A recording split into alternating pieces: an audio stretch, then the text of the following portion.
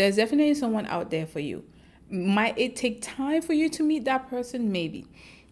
Do you have to go through this relationship to know that you will not compromise on your boundaries, or you would make sure that your partner is financially stable, financially independent, and financially intelligent for you to potentially pursue that road of marriage and commitment and family with them? Maybe. But for nobody in the world of 7+ billion people, for you to find one person, I disagree with you on that. I do. And I do think we tend to be so much harsher. Hello and welcome to Kitchen Table Advice. My name is Paula and I am the host of this podcast. This podcast is a place where you can ask for any advice you want. It can be relationship, both platonic or romantic, career advice, or life advice. I wanted to create a space where people could ask questions without fear of rejection. I can't guarantee it'll be good advice, but I can guarantee there'll be no shame on my end. Your name will be anonymous and your identity will always be kept a secret. This is not professional advice, and I am not a licensed therapist or psychologist, and you are under no obligation to take this advice. Just think of this as advice you would get from a close friend on a kitchen table. So, let's begin. Hello, my wonderful gems. How are you? I hope you're doing amazing. If you're a returning gem, welcome back. If you're new here, hello, how are you? Make sure you set out the vibe, and if you like what you're listening to, then please feel free to subscribe to the channel and like this video. As usual, we'll just jump into the first story of the episode. And the title of the story is, I am bothered by my partner's habits with money. Not sure where my head is at regarding our future. If this story interests you, then let's jump in.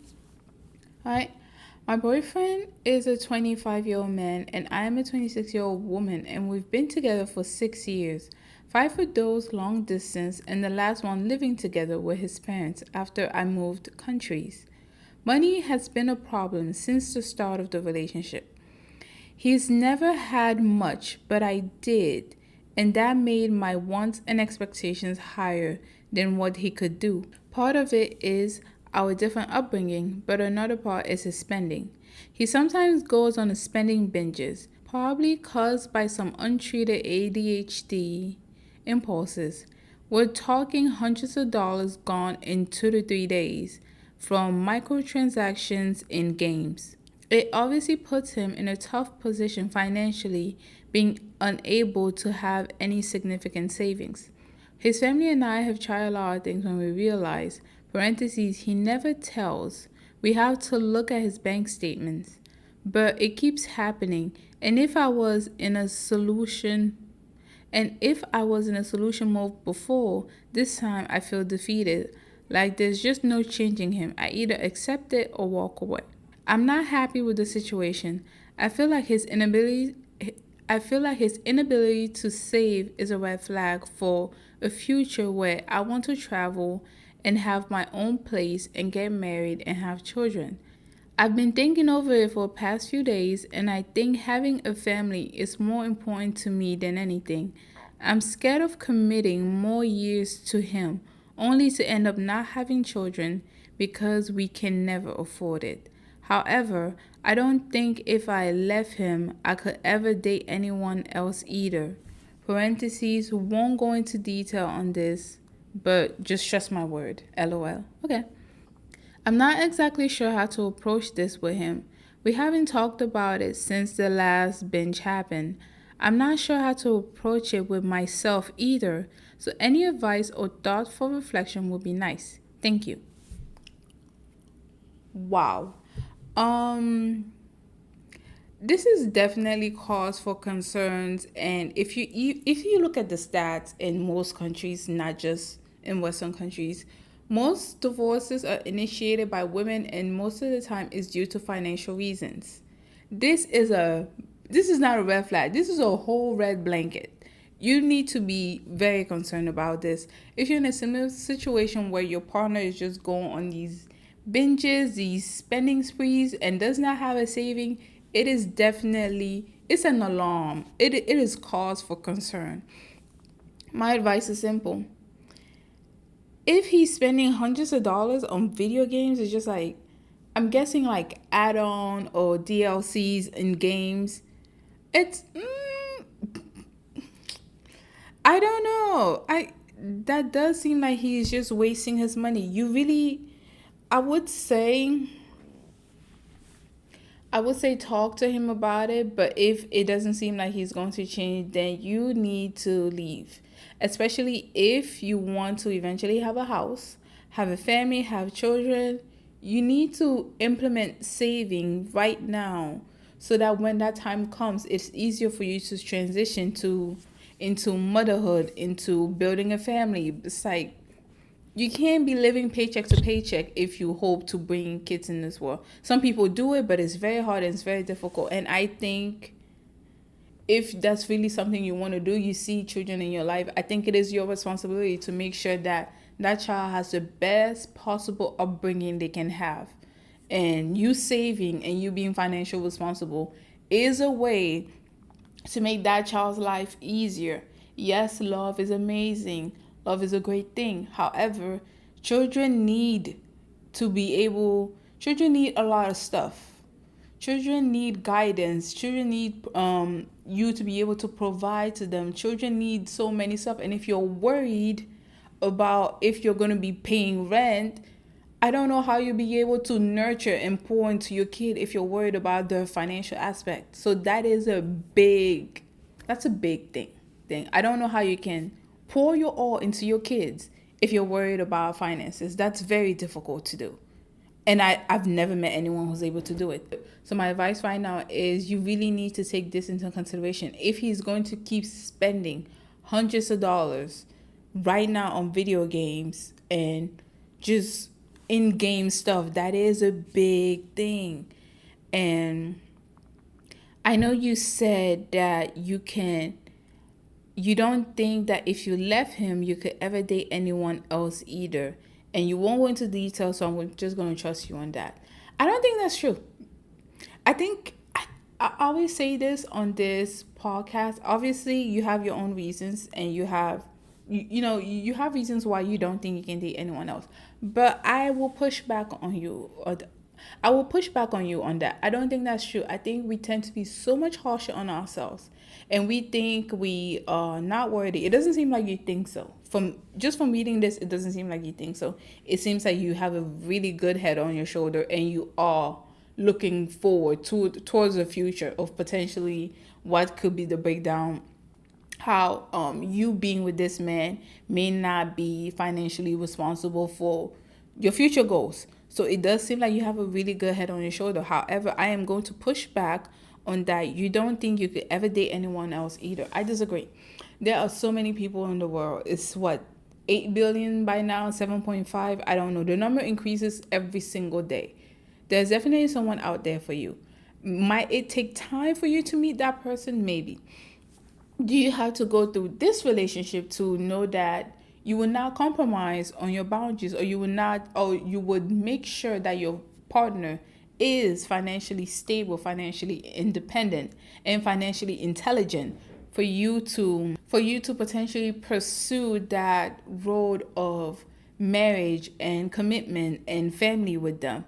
Maybe, but for nobody in the world of 7+ billion people for you to find one person, I disagree with you on that. I do. And I do think we tend to be so much harsher on ourselves, especially, I was going to say especially women, but I've heard some men be also harsh on themselves. So I'm not going to put this into a gender box, but we tend to be so much harsher on ourselves.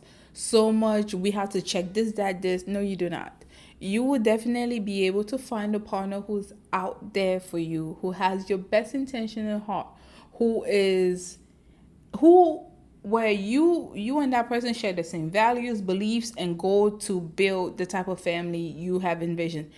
Is there going to be some compromises on some stuff? Absolutely. It's a relationship. You have to learn them and you have to adjust. But there's some stuff that you guys need to be rooted and grounded and in sync on. Yes, you will definitely find that person.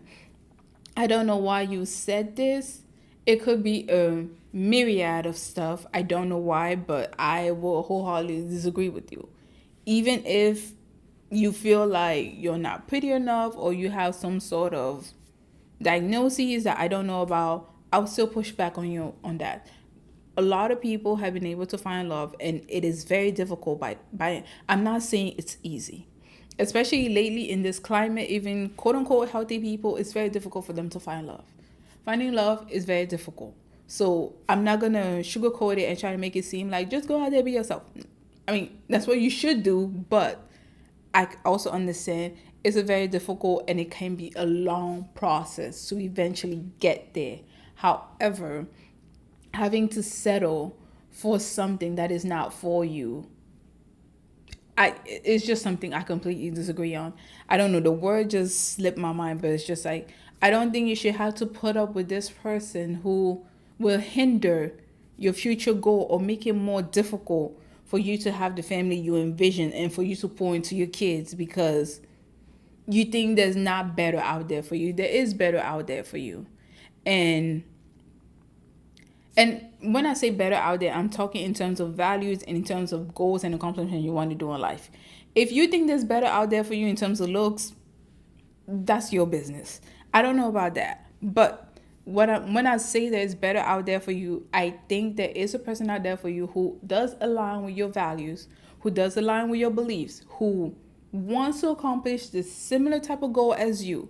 And may they have some differences that you may not be familiar with that you kind of have to compromise on. Yes, but I think if you guys are on one accord when it comes to your values and beliefs, I think any relationship will work.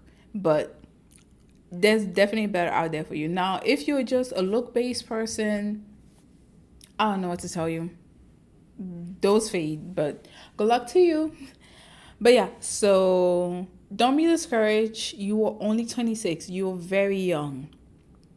You are very young, and I like that you have a good head on your shoulder and you know what you want to accomplish. You know the goals you want to eventually pursue in your life. And keep at it. Don't settle for a relationship you know will be very difficult for you to accomplish your goal. Like, don't do that because you don't think there's a person out there who's going to understand you. There is someone who's going to understand you. Might it take time for you to find that person? Yes. Might you find that person in your 40s or your 50s? Maybe. I don't know. But like, there is definitely someone out there for you. Might you have to go through different relationships to eventually find that person? Probably. Sometimes you don't. Some lucky people don't have to. Some others have to go to multiple relationships to eventually find out, I can't put up with this, I can't put up with that, and I need a person who fits, who has at least these core values for me to be able to continue life with them. But to think that there's no one out there who's going to understand you, I call BS on that. I'm sorry. But yeah, that is it for this story. And we're going to come back. We're going to take a break right now and come back with the second story of the episode. All right, we are back with the second story, and the title is How Can I Be More Approachable for Men to Ask Me on Dates? I'm probably not the right person to ask this question, but let's jump in. I feel like a hopeless case in dating. I've had a glow up in the last few months to the point where I can say I look hot. But while I get a lot of male attention, it seems like they never go to the next step of asking me out. A guy who was interning in my team, parentheses, a couple of years younger than me, who I've had a little crush on, just left the team. I thought he would ask me out by the end of the internship because he would constantly stare at me, ask me personal questions, and invite me to Latino dance parties, but he didn't. On his last day, he just kept looking at me all day with his puppy dog eyes, asking me if I would miss him and saying, quote unquote, who knows, maybe one day we'll see each other again at the dance party I told you about, without asking me directly if I wanted to go. I don't think it would be appropriate for me to ask him out since he was my intern. Somehow this always happens. A guy flirts with me, but then they never ask me out directly. Parentheses, at least not guys I'm actually flirting back with. So it must be something I'm doing wrong. I've had an intense finance job, and it might affect how I'm perceived. But how can I be quote unquote softer and easier to approach for a guy? We're just gonna jump in. He asked you out. You didn't know he asked you out. It's just okay. So some girls come forward. The ones who are kind of oblivious, you may have been sheltered and you don't know how the game works. Men are not just, movies have lied to us. Men are also scared of rejection. They're not just going to come out and ask you out unless they know they might potentially have a shot. And sometimes you have to throw the metaphorical handkerchief to make him know he's asking you out. When she actually told him if he would miss her, he said, who knows, maybe one day when we see each other at the dance party I told you about, all you had to do was go to the dance party that day. Like, he asked you out, you didn't know he was asking you out. I guess maybe you wanted a more direct approach, but it can be scary. It can be scary to put yourself out there, put your heart on your sleeves, and just have someone reject you. He was trying to meet you in a place where you guys have already gone before. It's not a work environment. Now it's just you and I getting to know each other. Go to the dance party. Maybe he's there. Well, I don't know how long ago this happened. It's like, he was asking her out and she didn't know he was asking her out. I guess she wanted a more direct, let's have dinner on Friday or something like that. That's great. That's fantastic. But sometimes, just if you're interested in a guy, you have to kind of let them know you're interested without completely being the one asking out.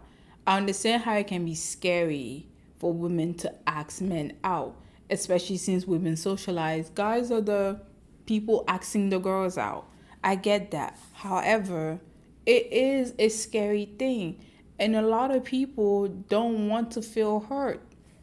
Maybe because they've been in a hurtful relationship before, or maybe they actually think you're out of their league and who are they to ask you out. So they're gonna like try to test the waters in a way. I don't like it, but it's something that happens and I've just kind of accepted it for what it is. But they kind of want to test the waters. Like, is she reciprocating to this? Maybe obviously, some people are not okay dating in a work environment. So maybe that was different. When you actually asked him if he will miss you, and he said, who knows, but said maybe you will meet at the place you guys dance together. All you had to do was go to the dance. It's like, go to the dancing place, the Latino dancing party, and then strike a conversation with him. And maybe that would have developed into a friendship. It's like, we need to stop looking for movies for, what is it called?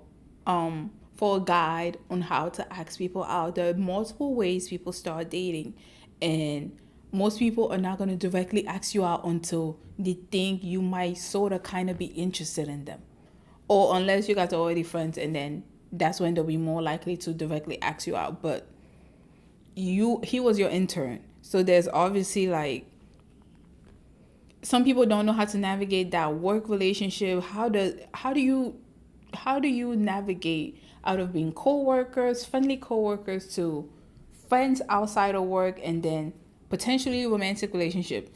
It's a very difficult terrain to navigate, and there's no guide for it. So if you are interested in a guy, whatever he kind of throws at you, engage.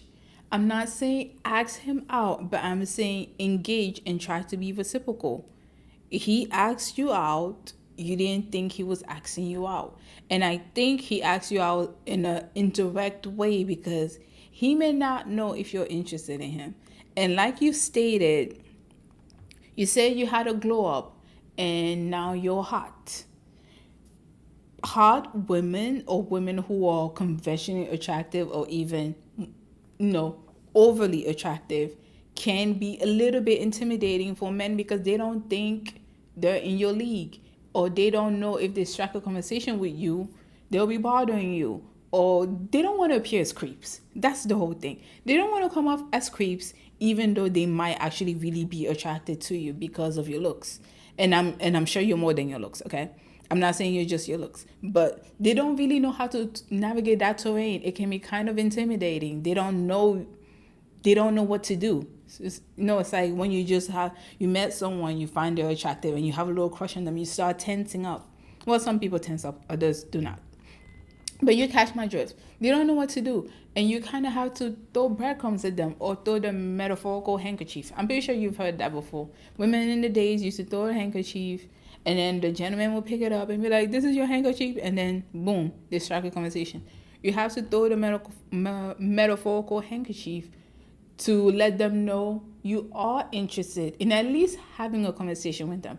I'm not saying you're interested in dating them, even if you are, but like you're at least interested in getting to know them and getting to know who they are and, potentially building up to something. But girl, he asked you out and you didn't know he asked you out. And I think this is also, and why I'm focusing on this is because it seems like before you were not getting attention from guys as much as you are now, but now you're getting attention, and I know how jarring that can be. It's like you're probably getting all sort of attention that you probably didn't know came with looking a certain way, both bad and good.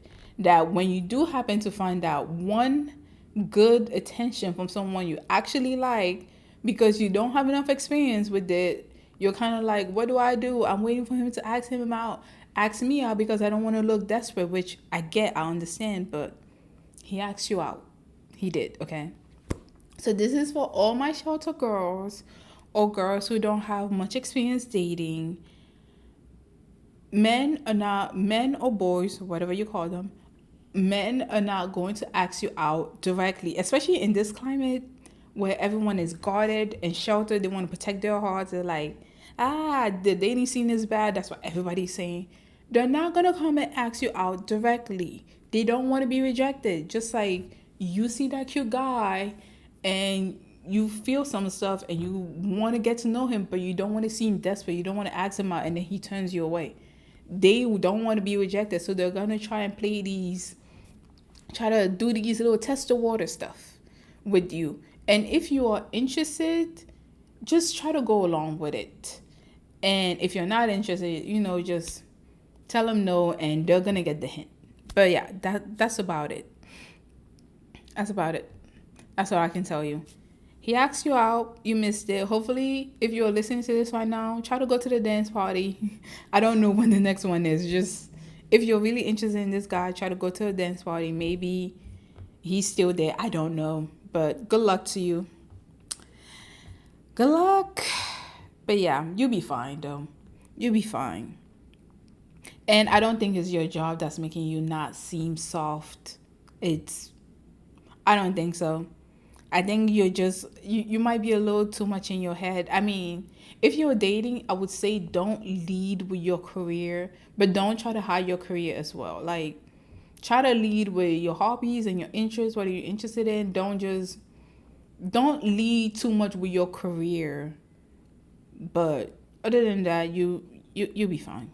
You'll be fine. But yeah, next time someone asks you out indirectly or says, who knows, maybe if we see each other one day, just know that is them asking you out, but they don't want to directly ask you out and be rejected. Especially since this was already his last day of work. It's like, let's not pile things up on top of one another, all right? But yeah, it's all right. We live and we learn. Okay, so we're going to take our last break right now and come with the third and last story of this episode. Okay, so we are back with the third and last story of the episode, and the title was very interesting. It caught my eye. But the title of the story is, How Do I Find an FWB That Doesn't Make Me Feel Like Crap? Let's jump in. I'm a 26-year-old woman, and when I was in college, I had a great FWB. We weren't actually friends, just acquaintances through mutual friends, but we respected each other as human beings. When I was sick, he brought me medicine. We were able to talk about shared interests and had conversations and interactions that weren't purely sexual. During that time, we never became good friends, and it fizzled out after he graduated. I feel like a lot of guys I meet now that I would be interested in having a casual, no strings attached flings with are incapable of having that kind of relationship while also treating you like a person. Maybe it's just my personal experience, but the few FWBs I've seemed to interpret anything outside of outside of being intimate to be out of bound. I've tried bringing it up to them, but they're like parentheses, three different guys thought it was my way of asking for a relationship when I had no interest. Parentheses, someone is in the quote unquote not boyfriend material box. They stay there, and I'm a very black and white thinker. I don't know what that she means by that. I'm gonna have to reread that. The reason I'm asking is I'm going through a dry spell and I hate one night stands. Obviously, I won't know I want to hook up with someone again until after the first time, but I don't know if maybe it's the vibes I put out there or if it's something I can do. I want to be able to have something consistent, but not a relationship. Not sure if you have any advice to help me out. Wow. This is a very interesting story. Okay. So, I I can definitely see where you're coming from. And I think your FWB, where you were just acquaintances, you were intimate together, but you also had great conversations and he took care of you and brought you medicine. I think that, I don't know. Because I would say it's very rare, but in certain cultures, it's not. It really depends. It really depends. Because I feel like this is, oh my gosh, this is a massive stereotype, okay? I am massively stereotyping and generalizing right now. However, I feel like in the West, particularly in the US, with the history and especially the culture of religion, it has made some men think that women are just there. Women who engage in FWB situationships are just objects. And yes, you can blame religion for that. Judeo-Christian, what's it called? Judeo-Christian people is like, I'm pretty sure you've heard it before, the Madonna or the non-Madonna complex, where they have to disassociate. If you're participating in situationships and FWBs, I'm not even talking, other other forms of work, but it's just something you enjoy, they will place you in this category. And if you do not participate in it, you're more in a relationship, they'll place you in the Madonna category. I think a lot of people, and yes, this is a massive generalization, but a lot of people who are brought up Christian and religion or some type of religion might unintentionally do that without being aware of what they're doing. Because I'm saying this specifically to the US because there are other countries, and again, massive generalization. I'm not saying everybody in those countries are like this. Specifically in Europe, where it doesn't seem like it's that they will put you in the non-Madonna category just because you enjoy being intimate, which is why I'm saying that. So it might depend. There might be a cultural shift you're actually seeing in this relationship, or it might just be that the first guy was a unicorn and you lucked out. I don't know, but that's what I'm gonna go with on that. I was saying, what was I saying? I have heard that men from other cultures are much more open to this. They will still, try to bring romance into an FWB relationship or a situationship. They won't just outwardly treat you like an object. But I don't know how true that is. I don't know. But it might be the person you're dealing with. It might be the cultural difference of who you're dealing with. I don't really know. But that's what I'm going to go with. And when you first, I'm not going to lie, I did kind of generalize it first when you were talking about how You were an acquaintance. He respected you. He was caring when you were sick. You guys talked about your injuries, blah blah blah. I was thinking a relationship, so I can see how when someone has not, especially men can be very hard headed. I can see how when someone has not been told that an FWB relationship and a situationship is not purely just a physical one, but you can also bring romance in that aspect. I can see how they're like, wait a minute, I'm not trying to date you. And there's this weird, I've heard this a lot lately. First, I didn't believe it, but now I'm slowly starting to, that it's like, it seems like seems like heterosexual relationships are doomed to fail. Okay, let's not be that pessimistic. But it seems like, and again, I'm just referring to the West and the US because that's kind of where I'm at. But it seems like when a guy is investing in you, parentheses, not really investing, but when they show affection or they try to take you out to dinner or they try to listen to you, blah, blah, blah, it seems like that expectation for that is just for friendships and maybe romantic relationships and all the stuff like that. But when it comes to just an understanding that we are not friends, this is physical, it seems like they have to like, it's that whole thing I was saying, that Madonna non-Madonna complex. And it's just baffling. It's just wild. Maybe that is why, I don't know, it's a form of objectification. I think that's why I'm going to, it's like it's a form of objectification. If I have to invest more into this, then she's worth more than the person I do not have to invest in. It's a form of objectification and devaluation that it seems like men just have, and they may or may not be aware of it. I don't know. It's a topic I'm not that familiar with, so I'm not going to talk ad nauseum about it, but I think that's what you're dealing with. It's like for them, they've dissociated you as a person and individual with feelings. They just see you, unfortunately, it seems like they just see you in this purely physical state, which is good for them. But then now that you require, treat me like a person, like, I don't know, maybe bring flowers to our nest encounter or bring roses, they're like, wait, that's something I do for a romantic partner or a girlfriend or someone I'm interested in. For them, it switches to, well, this is not that type of relationship, so why should I invest into you? But some people get it, some men get it, okay, others do not.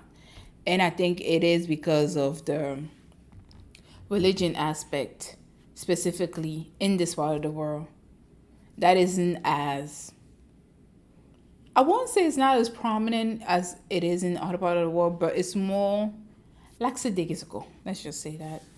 But yeah, it is. It is unfortunate, but I mean, if that's something that you want in your relationships and you do not like one night stands, by all means, keep asking for that. I'm sure there is going to be someone out there for you who wants to be in this kind of relationship with you and also understands that you are a person and you want respect, and they don't just treat you like a body, but they treat you like a person who is worthy of respect. Just because you want to engage with them in this way doesn't mean you're just a body. But some people don't get it. I'm really sorry, but some people just do not get it. But yeah, it's gonna be very difficult though. But keep trying. If that's something that you want to do, I'm not gonna tell you otherwise. Just keep trying. Don't compromise on your boundaries. If that is something you're interested in, then yeah, just keep going forward. All right, so that is it for this episode. If you want to add anything, then please leave your comments in the comment section down below. We love reading your comments.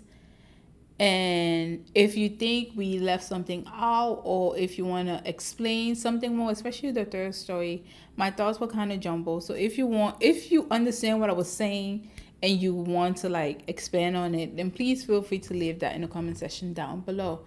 And another thing, you can send us your stories on our Gmail, which is kitchentableadvice@gmail.com. That's why we receive some of our stories. And we also, if you just want to send an email to say hello, we'll be happy to read that. So thank you so much for listening to this episode, and don't forget to like this video, subscribe to this channel, and we'll see you next week. Bye.